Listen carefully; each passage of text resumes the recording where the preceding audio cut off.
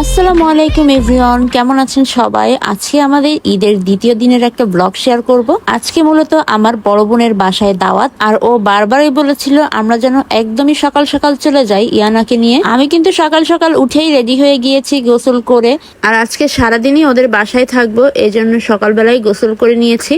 আর ইয়ানাকে আম্মু ওপাশে রেডি করছে, তাড়াতাড়ি যাব করতে করতে তাও 12টা 1টা বেজে গিয়েছে। এপাশ থেকে আম্মুর এখন অনেক কিছু গোছানো বাকি আছে, তাই ভাবলাম আম্মুকে রেখেই আমরা আগে চলে যাব, আম্মু পরে আসবে আমার ভাইকে নিয়ে। এপাশ থেকে সাথী আপু বারবার কল দিচ্ছিল যে আমরা কেন যাচ্ছি না। আমরা অটো নিয়ে রওনা দিয়ে দিলাম। সাথী আপুকে বলেছিলাম সকাল 10টা থেকে 11টার ভেতরে যাব, কিন্তু বাচ্চা নিয়ে গুছাতে গোছাতে আর সেই 10টা 11টায় যাওয়া হলো না, আরো অনেক লেট হয়ে গেছে। অটো থেকে নেমে বেশ খানিকটা রাস্তা হেঁটে আসতে হয়, ভেতরে অটো ঢুকে না। তো এই তো রোদের ভেতর থেকে ইয়ানাকে নিয়ে আমি দিলাম একটা দৌড়। প্রচন্ড গরম পড়েছে কয়দিনে। সাথী আপু আর ভাইয়া আমাদের জন্য নিচে এসে দাঁড়াইছিল। এখানে ইয়ানা তো ইয়ানার মামুনির কোলে খুব আদর খাচ্ছে। ইয়ানা তো ইয়ানার মামুনির কোলে গেছে, এখন আমি আমার মামুনিকে খুঁজতে যাচ্ছি।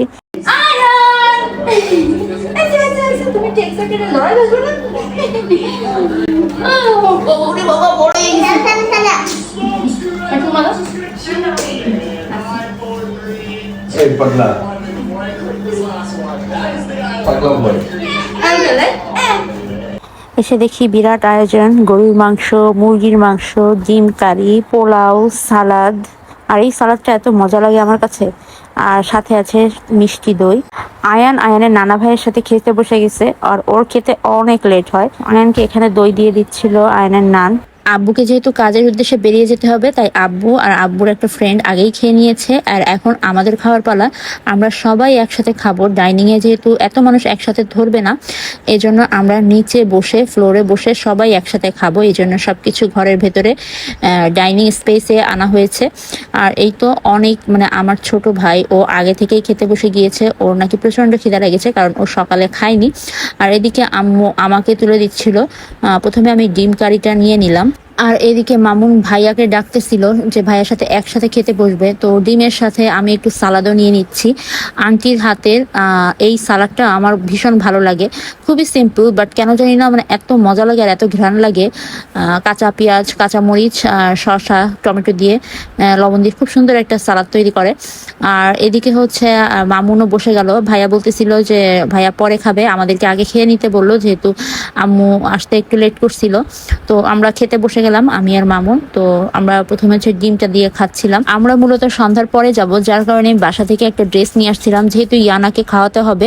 তো একটা কমফোর্ট ড্রেস না হলে আবার ইয়ানাও কমফোর্টলি খেতে পারবে না, এই জন্য আমি এসেই হচ্ছে ড্রেসটা চেঞ্জ করে নিলাম। তো এদিকে আমি হচ্ছে সালাদ দিয়ে আর হচ্ছে ডিম কারি দিয়ে খাওয়ার পরে গরুর মাংসটা নিয়ে নিচ্ছিলাম। এদিকে আপনার ভাইয়াও কিন্তু বাসা থেকে একটা ড্রেস নিয়ে আসছিল এক্সট্রা, যাতে এখানে কমফোর্টলি থাকতে পারে। আসলে গরমের ভেতরে বাইরের ড্রেস পরা উঠানো ড্রেস পরে থাকাটা অনেকক্ষণ খুবই টাফ ব্যাপার। আর এই তো আমি হচ্ছে আপনার ভাইয়াকে মাংসটা তুলে দিচ্ছিলাম। প্রথমে আমি গরুর মাংসটা দিতে গেছিলাম, তো ও বললো যে আমি গরুর মাংস খাবো না, আমি মুরগির মাংস খাবো। ও আবার গরুর মাংসটা একটু অ্যাভয়েড করে, তার কারণ আপনাদের ভাইয়া হচ্ছে ফ্যাটি লিভার ছিল প্রচুর পরিমাণের, তো সেটার জন্য ও গরুর মাংসটা অনেকটা অ্যাভয়েড করে। যদিও আমাদের বাসায় এসে সেটা অ্যাভয়েড করতে পারে না, আম্মু জোর করেই খাওয়ায় যে একদিন খেলে কিচ্ছু হবে না, এটা ওটা বলে খাওয়ায়। আর খুলনায় আসার পরে বাসায় গিয়ে ও প্রায় 1-2 মাসের মতো ডায়েটে থাকে, অনেক কিছুই অ্যাভয়েড করে চলে। তো যাই হোক, এখানে আমরা সবাই খেতে বসে গেলাম। সাথে আপুরা বাসার সবাই একসাথে খাবে, এই জন্য আমাদের হচ্ছে আগে খেতে দিল। তো এদিকে হচ্ছে পোলাওর সাথে কোক না হলে তো চলেই না। আমি আবার পোলাও খেতে খেতে মাঝে মাঝে একটু কোকও খাই, এভাবে না খেলে আমার জানি কেমন একটা লাগে। তো এখানে আপনাদের ভাইয়া আমাকে কোক ঢেলে দিচ্ছিল, আর আমি হচ্ছে এখানে রিল্যাক্সে বসে বসে খাচ্ছিলাম। ইয়ানাকে ঘুম পাড়ায় রেখে আসছি, আর আয়ানের চাচাকে রেখে আসছি, আয়ানের ছোট চাচাকে ইয়ানার কাছে বসায় রেখে আসছি, যে ও উঠলে ওকে একটু ধরিস, আমি একটু খেয়ে নিই রিল্যাক্সে। আর আয়ানদের অ্যাকুরিয়ামের এই সুন্দর 2টা গোল্ডফিশ দেখে ইয়ানা খুব অবাক চোখে তাকায় আছে। ওর মামার কোলে বসে বসে এই ফিশগুলো দেখতেছিল, কারণ এই ফিশগুলো ও প্রথমেই দেখতেছে। যাই হোক, খাওয়া দাওয়া শেষ করে আমার মাটাকে ড্রেসটা একটু চেঞ্জ করে দিলাম, আর তারপরে হচ্ছে ও ঘুম দিল একটা খেয়ে দে। আর সাথী আপু রুমের এইখান থেকে এত সুন্দর ঠান্ডা বাতাস আসতেছিল, আর ওর রুমের বাইরেটা অনেক গাছপালা ছিল, আর অনেক মনোরম একটা পরিবেশ, খুব শান্ত একটা শিষ্ট একটা পরিবেশ আর ঠান্ডা। আর ওর বাসাটা সবসময় সুন্দর করে গুছায় রাখে ও, বিশেষ করে ওর রুমটা ও অনেক সুন্দর করে গুছায় রাখে, আমার খুব ভালো লাগে ওর এই রুমটা। আর এখানে হচ্ছে বাইরে থেকে দেখতে দেখতে দেখলাম দূরে গাছে কতগুলো আম হয়ে আছে, ওই দেখেন ছোট ছোট আম ঝুলে আছে এখানে। তো এই তো ঢাকা শহরে তো এত সুন্দর গাছপালা একসাথে দেখা হয় না, তো আমার বেশ ভালোই লাগতেছে। যাই হোক, আমরা একটা ঘুম দিলাম, ঘুম থেকে উঠে এখন হচ্ছে বিকালে নাস্তা দিল। এখানে অনেক প্রকার ডেজার্ট আইটেম ছিল, 2 প্রকারের মিষ্টি, শাহি সেমাই, তারপর হচ্ছে নর্মাল সেমাই। তো আমরা এখন সবাই বসে বসে গল্প করছিলাম আর সেমাই খাচ্ছিলাম। আর আমার ইয়ানা মা আজকে মামনিদের বাসায় ঠান্ডা পেয়ে এত সুন্দর ঘুম দিছে, ও আসার পর থেকে ঘুমাই আছে, এখনো ঘুমাই আছে।